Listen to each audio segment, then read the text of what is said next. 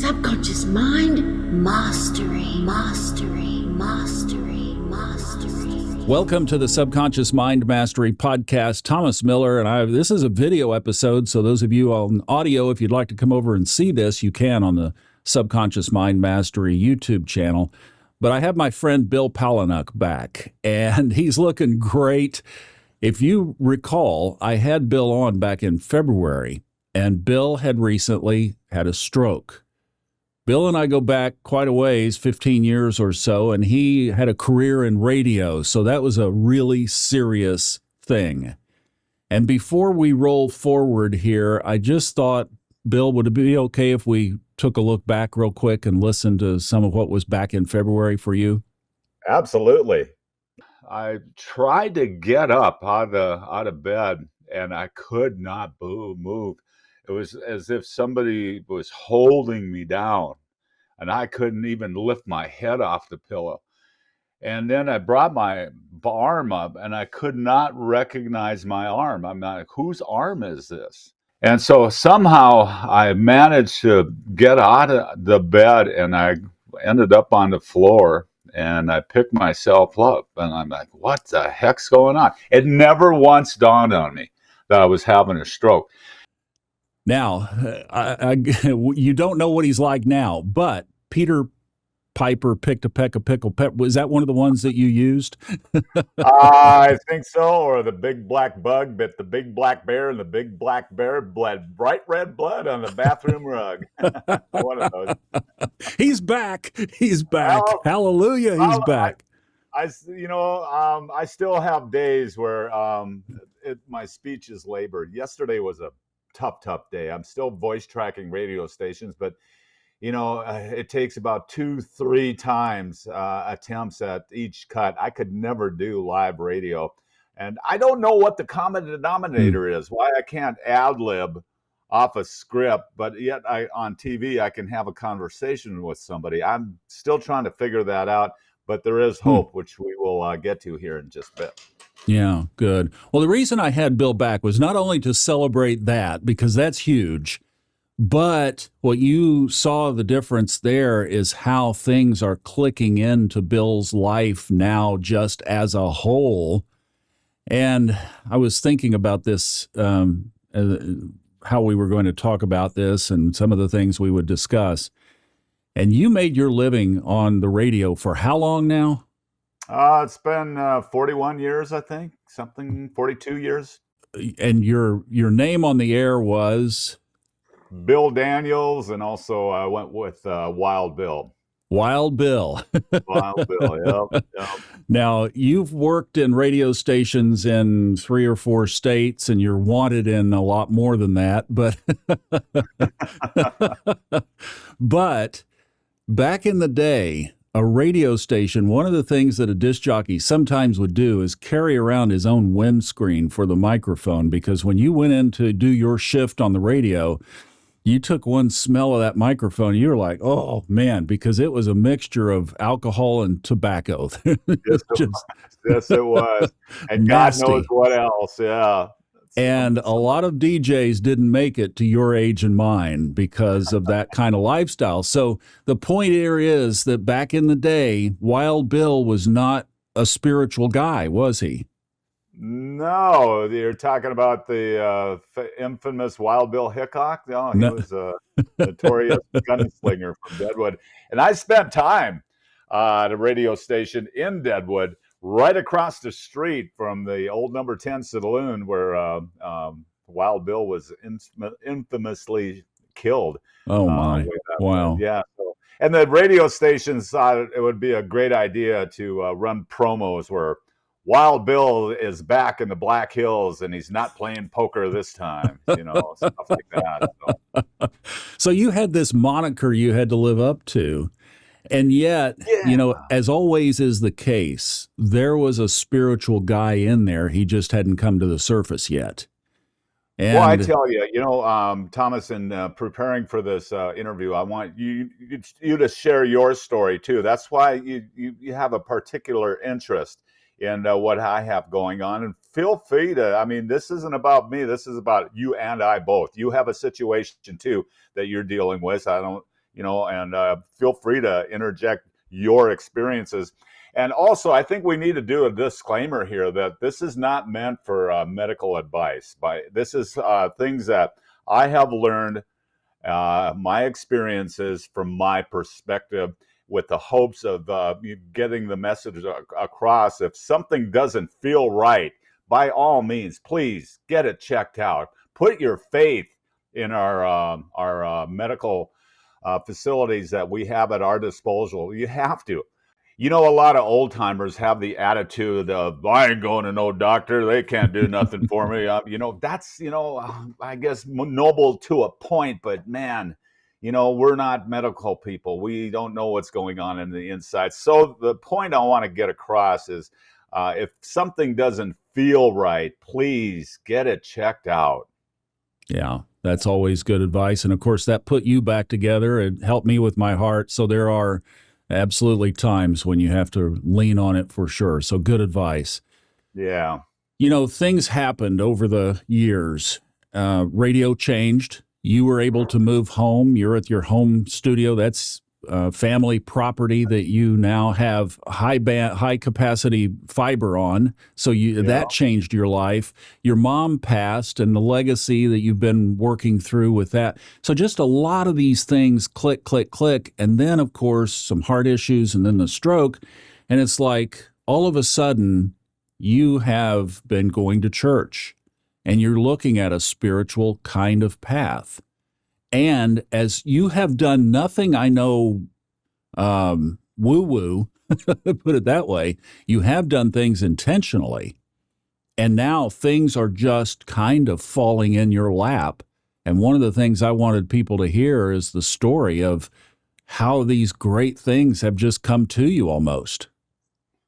Well, I do believe that the beginning was when I was doing a television show called Dakota Cowboy. And the way that show was structured was I had to set up 3 cameras. I had to set up the audio. I had to set up the lighting and then do the interview. And not feeling all that good about it, because when you do that, you're wondering, is that camera working? Is that audio working? Is the lighting okay? And meanwhile, I'm expecting the person I'm interviewing to give me 100% when I'm only giving them back, sometimes 50%, and I struggled with that. And then time coding the show, the entire 46 and a half minutes of video, time coding all that and having it at a deadline. I was 63, 64 years old at the time, and it was so stressful. It was so amazingly stressful, and it was good. It was a great show, and I'm not faulting the people that set this up. It's just that it's a young man's thing, in my opinion. Yeah. And I watched at my successors, I've watched them get to a point where you just can't do another episode. You just can't. You hit a wall. And I hit that wall. And at the same time, I had an alcoholic's mentality while I was doing all that. And I had a little implosion. And I say I got sober on the 11th of August, 2023, but I think I stopped drinking on that day, but I actually didn't become sober until I came to an understanding with God. And that was the beginning of this episode that on this chapter that I'm in right now. So in talking to the doctors, did stopping drinking, did that have anything to do with eventually having a stroke? Possibly, because I also quit tobacco and I quit alcohol, and I had all that stress in my life. And so when you quit those things, those habits, those bad habits of alcohol and tobacco and things, your body handles stress a lot differently. And I think that was the, they're not going to come out and say, yeah, you stopping drinking, that's what caused your stroke. No, they can't. It's possible. I want to clarify that it is possible, because you never know. You handle things differently. You have a whole different attitude and so on and so forth. Hmm. So I think that was the beginning of this current episode. And you mentioned broadband internet that came here on December 27th. And I spent the whole month of January moving out of my office. I had 20 miles away back home, setting up a studio here, which is behind me. And then on, that was January. Then the 4th of February rolled along, and we just rebooted the TV show after being off for Christmas, and they had the stroke Oh, on February 4th. well, since the stroke, so since February of 2025, we go into the summer. You had the rehab, you got back to a point where you could get back on the TV show, and then you now have a co-host. And around that, several other really good things are happening. So kind of catch us up on what's happened, because to me, this is like, we talk about manifesting and creating our reality and envisioning things, and they come into our life based on the energy that we create. And you've been doing that. I don't know how much consciously, but you've been doing it. And all of these things have kind of just clicked over this past year. It's been a good year, really. So I wanted to celebrate that. Tell us what's happened here since the stroke. Okay, well, our TV show is sponsored by our local hospital here. They have several locations throughout North Dakota and other parts of the world. And what's the name of the TV show? Western Edge Living, interesting conversations with interesting people about interesting things. And so we were going to come back in July. Then I had a little accident in June where I fell off a stage and hit my head, and so had to get that all checked out, make sure everything was fine there. And so we came back, I believe, around the 1st of August, and we had to address why we had been off the air for 6 months. And so we spent some time with the doctors and the clergy and interviewing them and talking about that. My speech therapist, who has become a wonderful dear friend, she was on the show. And we also, with being off the air for 6 months, because I couldn't do the show, that really bothered me, because the show was not ever about me. It was about the community. And so we have taken steps where we've added a co-host, a fine young journalist by the name of Leanne Steichowski, whose husband is Ken Chaos from the world of professional wrestling, international superstar. And anyway, that's just kind of neither here nor there. But we added her, and in fact, the episode airing this week, and she is doing that solo. And so, we kind of put a safety net underneath the show so it could go on should something happen to either one of us. And it's been going, oh my God. I was really concerned because we had so much momentum before before the stroke. It was going so well. And we just came back from break, and we had one episode under our belt, and then bam, we're off the air. And it just bothered me. And now we've regained that momentum and added to it. There's a new player that's coming on board that I wanted to talk about today, but we've got to get some ink on paper first. But they have verbally agreed to become part of the show. We got that going on. But what I can tell you is that we have also made an agreement with the North Dakota State Historical Society for episodes that we do that have historical significance. They will archive those shows in their vaults at the North Dakota State Historical Society. And along with that, the show I previously did, Dakota Cowboy, we're already re-editing that, I should say. And those stories are going into the vaults at the State Historical Society. We also, picked up we picked up where we left off with our partner, North Dakota Horizons Magazine, which is the state magazine of the state of North Dakota. They're on board and they're just ecstatic about what we're doing. And so, things are going in a great direction. And I really expect things to accelerate greatly in 2026. I think you wanted to talk about the procedure that I've got coming up a week from Monday. Oh yeah, And let's talk about that, because that's another big layer of this. Then we'll kind of pull it all together with some thoughts on why this is happening like this. okay. Well, I had about, even before the stroke, I wasn't feeling myself, short of breath and dizzy all the time and just not feeling right. And I went through about every single heart test there ever was. And I can't remember, there was some kind of echo thing that they did. And I had this um, doctor, she was from India. And I remember her whispering in my ear while I was laying on the table during this procedure, Bill, your heart, it's so beautiful. Look on the screen. I could see my heart beating on the screen. Wow, that was cool. But they couldn't find anything. Well, then I finally, after that accident I had in June of falling off the stage, then I said, well, I better go see a neurologist, since that was recommended anyway, and it was mutually agreed upon by our sponsor, CHI St. Alexius Health. And he was very insistent on first getting an MRI, and that proved that yes, I did have a stroke. They showed the scar tissue and parts of my brain, and he said we got to find out why this happened. So he ordered a couple of other things. One, I'm wearing it's called a loop recorder, and it's embedded in my chest, surgically implanted.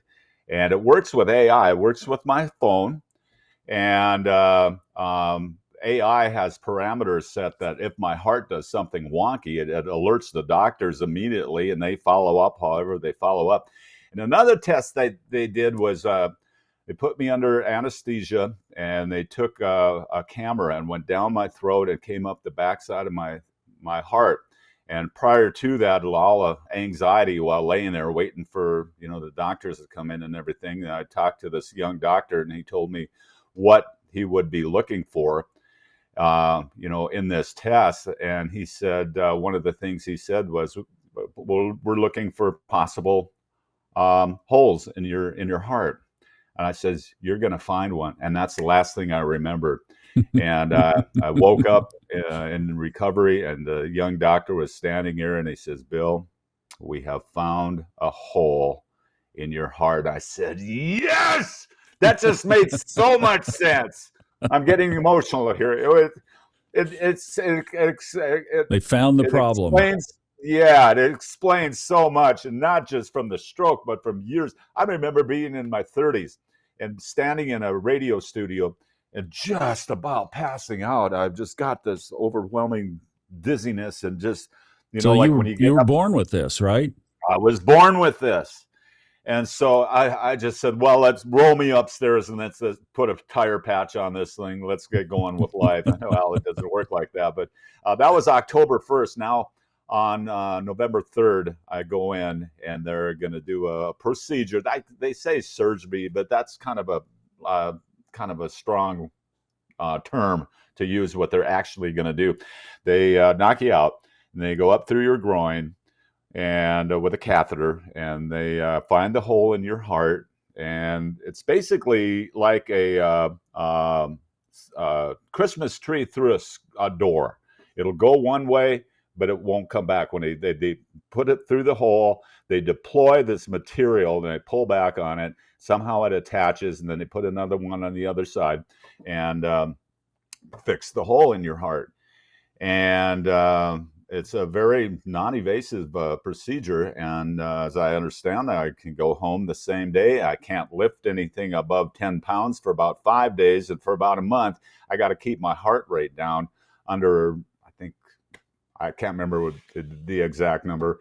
So I'm greatly looking forward to this, Thomas. And I say that, I'm putting a lot of pressure on myself. I'm putting a lot of confidence that this is going to be the answer. It's just based on the way things are going, the way with this whole story, what I told you about the TV show, the stress, the quitting alcohol, the quitting tobacco, the stroke, and then the recovery, and this making so much sense for how my life has been up to this point, that I expect great things. And will I be disappointed? Possibly, yes.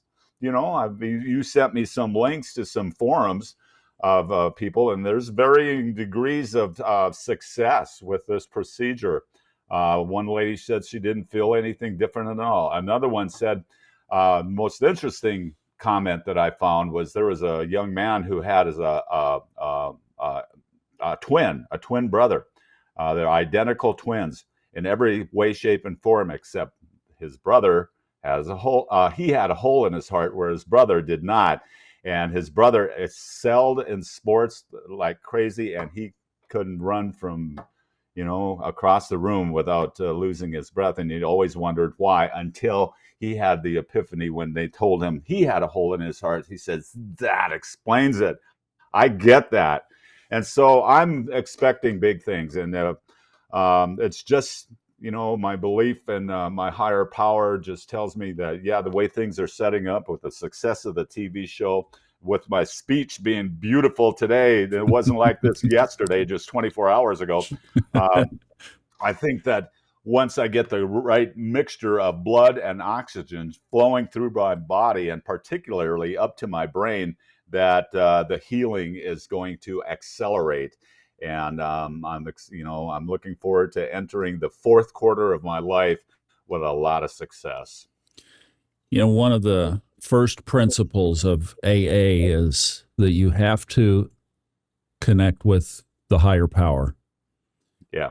And you did. You mentioned that. You attributed it right off the bat of this domino of things that has happened. Yep. Talk about your relationship with God, with higher source, and how that's impacted you. You told me something a few weeks ago, or last week, when we chatted about being weepy, because of, the heart. We were talking about the emotions from the heart. Oh, yeah. Ooh, so I apologize ahead of time if I get a little weepy about this, but when I was in the hospital, just the day after I had this stroke, I had this immense, intense sense of peace. It was unbelievable. I was like, I never wanted to forget that. I never wanted to forget that sense of peace that I had. And along with that, I have no fear whatsoever. Was it a near-death experience? I don't look at it like that, but it was at the same time probably the closest I've ever been to dying. And the sense of peace puzzled me. And so I've been doing a lot of research, and what that led me to was testimonies from people who have had near-death experiences. And their stories, there's such a common denominator in them about peace and love and all of that, and so I find, a lot of hope in their stories. Also, when I mentioned we interviewed the clergy person that was on the TV show that was in my room that day, and I'll never forget the look on that woman's face when I told her basically what I just told you, and she just lit up. And she says, you were amazing. You could sense God's presence in you. And, it was just amazing. And to feel that peace, and, these people that have these near-death experiences, the way they explain it and things, is just amazing. One of the symptoms that I've had over the last couple of years is not feeling present in the moment. I feel like right now, Thomas, I feel like I'm in the next room watching this, and I just don't have this sense of presence, which just bothers me to no end. And all these people that have had near-death experiences, they talk about feeling present in the moment, meaning that when they're floating above pine trees, they can see every single needle in that tree. Or they talk about being barefoot in the grass, and they can actually count the blades of grass on their toes, because there's such a sense of awareness and being present in the moment.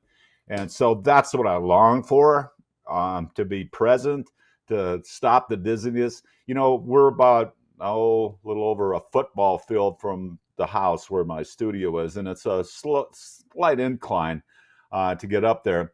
I walk up there, I have to pause at the bottom of the stairs to the deck to catch my breath.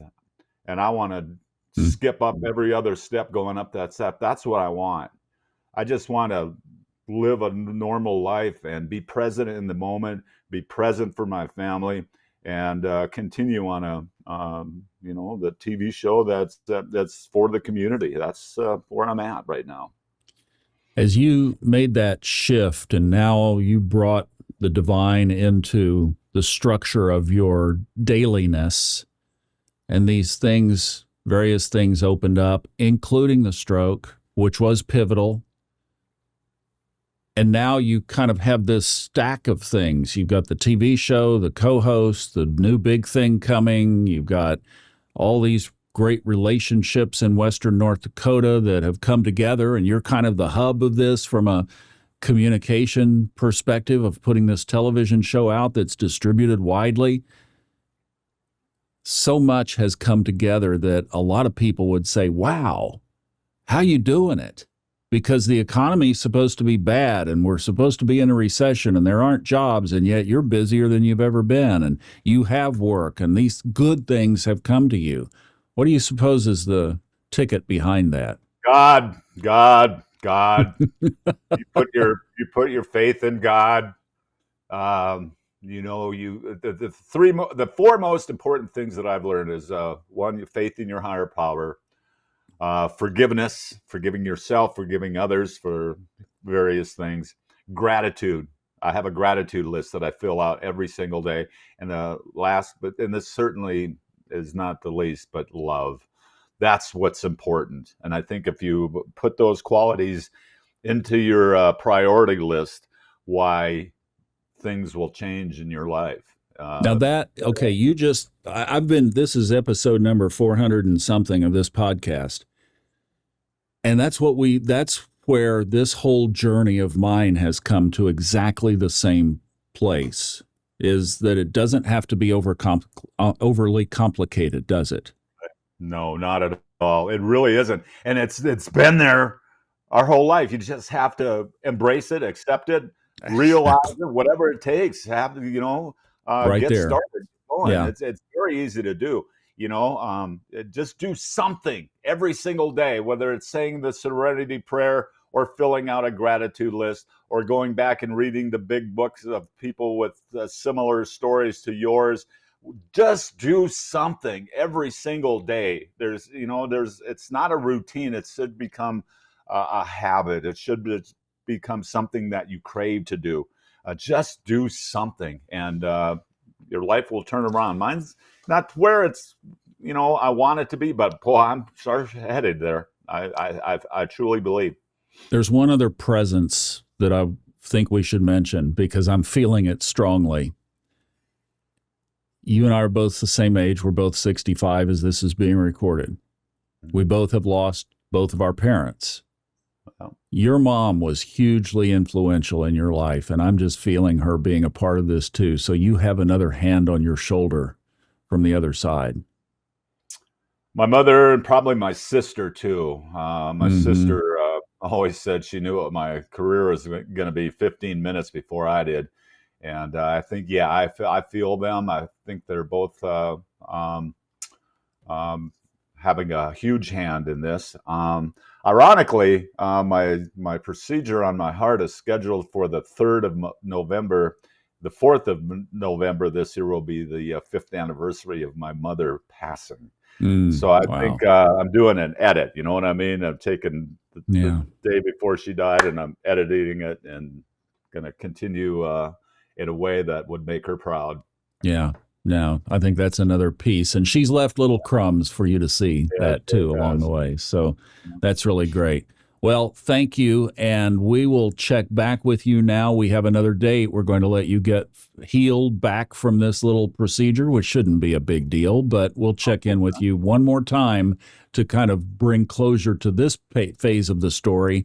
And then I think you and I need to really stay in touch through 2026 on here because so many good things are going for you. And, the point of this whole thing is we're both just average guys. There's nothing magical about this. It's just that you are living in a zone and in a space that is drawing these things to you. And that's the message that we want to get out and continue. We'll follow your journey too. Yeah, thank you. And again, it's not meant to be medical advice. It's just my perspective of what's been going on in my life over the last few years here. And I thank you, Thomas. I mean, you've taken great interest in this story and, using your platform to tell others about it. I appreciate that very much. I appreciate you. I am grateful for our friendship, and I will always cherish it for the rest of my life and beyond. All right. And I know you would agree with the way that I've ended all of these podcasts since 2013. Enjoy the journey. Thank you, Thomas. You do the same, please.